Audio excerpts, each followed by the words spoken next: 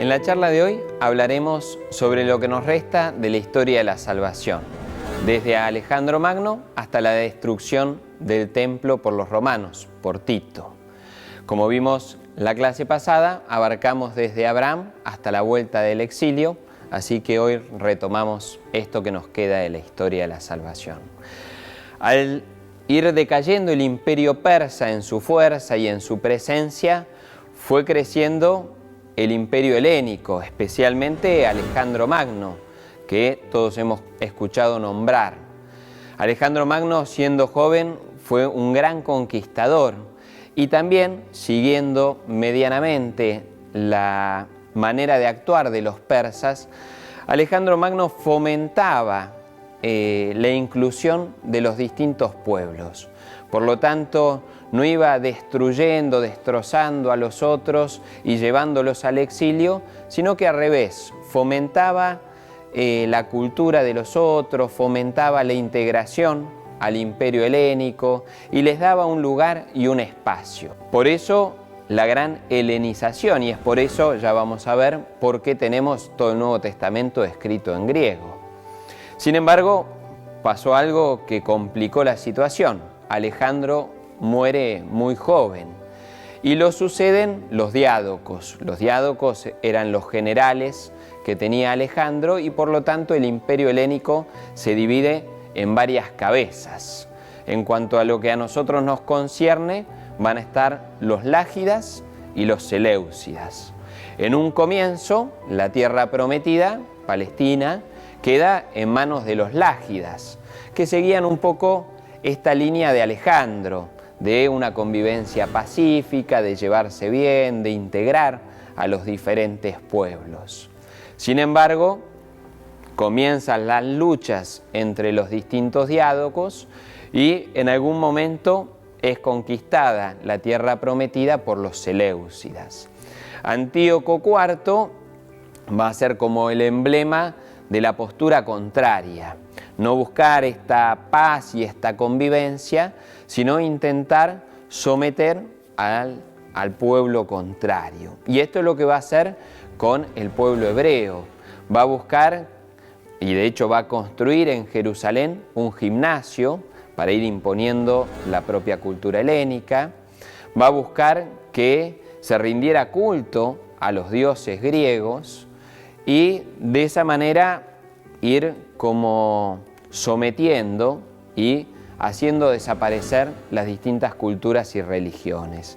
Y de hecho algo que va a ser fundamental para mal es cuando saquea el templo de Jerusalén para pagar un impuesto, un tributo al imperio romano que los había vencido. Terminan saqueando el templo de Jerusalén para robarse las riquezas y con eso contribuir a ese tributo que tenía que pagar. Esto para algunos judíos fue como la gota que rebalsó el vaso.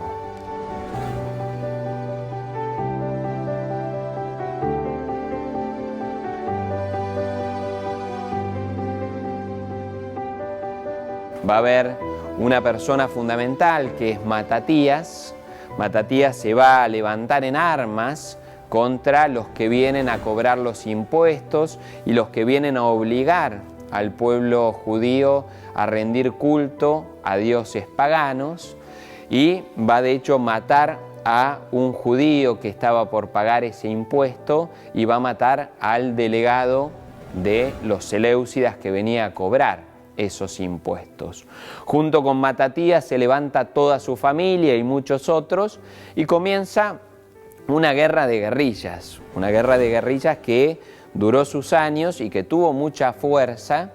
Especialmente lo va a marcar Judas Macabeo. El Macabeo significa el martillo, era el apodo del hijo de Matatías, que es el que va a continuar con esta rebelión.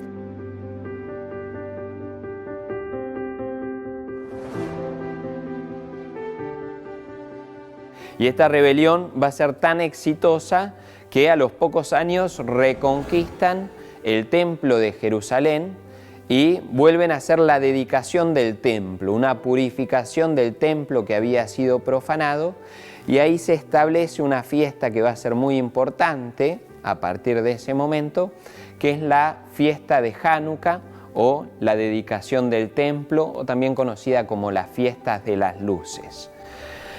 En este momento de persecución y de guerra entre los macabeos y los helénicos, va a ir surgiendo algo que va a dar que hablar en cuanto a la teología. Muchas personas, frente a esta imposición de rendir culto a dioses paganos, van a oponerse al punto de dar la vida por su fe. No van a querer comer carne inmolada a los ídolos, no van a querer hacer actos de culto contra esos dioses, entonces van a dar su vida por ser fieles a su fe. Y a partir de esto comienza a elaborarse la teoría y la teología de la resurrección de los muertos. Muchos van a comenzar a decir, bueno, si Dios no nos recompensa en esta vida por esa fidelidad que tenemos a la ley, nos tiene que recompensar en la vida futura. Por lo tanto, ahí hay una fuerte elaboración, especialmente en el segundo libro de los Macabeos, de la teología de la resurrección de los muertos, que va a continuar sin lugar a dudas también con nosotros en el Nuevo Testamento.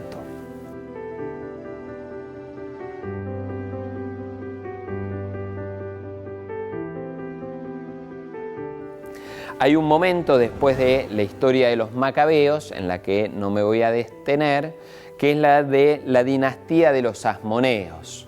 Comienzan los sucesores de los Macabeos a desviarse un poco del camino y terminan comprando el puesto del sumo sacerdote, que para el pueblo de Israel es un puesto fundamental en cuanto a su fe, y ahí comienza a mezclarse también mucho con la política. No me detengo en este periodo de la historia porque es muy engorroso.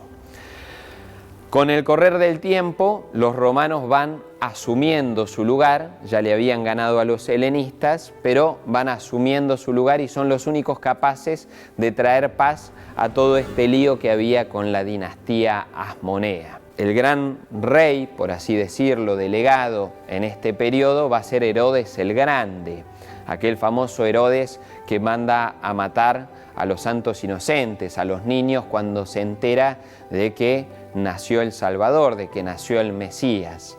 Más allá de esto, este acto concreto, Herodes va a pasar a la historia, primero por sus muchos años que estuvo en el poder, y segundo por su capacidad de construir. Va a construir en Jerusalén y en muchas otras ciudades grandes palacios, grandes acueductos, y va a hacer grandes obras edilicias muy importantes, entre ellas agrandar y reformar el templo de Jerusalén. Finalmente Herodes el Grande muere y se divide su porción de tierras entre sus tres herederos: Arquelau, Herodes Antipas y Herodes Filipo. Y a estos tres personajes seguramente alguna vez los escuchamos nombrar por el Nuevo Testamento.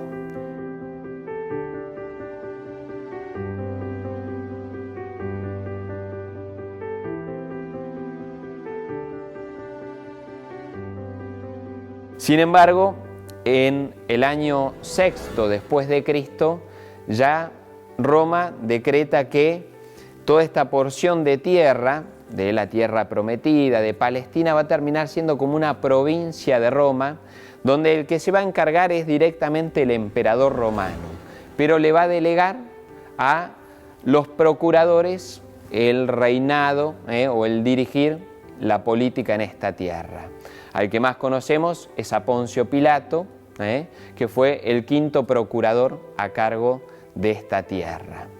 Y finalmente, después de este periodo, hay como un gran levantamiento de guerras judías, donde el pueblo judío intenta recuperar su soberanía por sobre el Imperio Romano, en una decadencia del Imperio Romano, y finalmente Tito va a entrar en Jerusalén, va a derribar las murallas de Jerusalén, va a destruir la ciudad santa y con ellas va a destruir el famoso templo de Israel, de Jerusalén, el cual hasta el día de hoy solo nos queda el muro de los lamentos.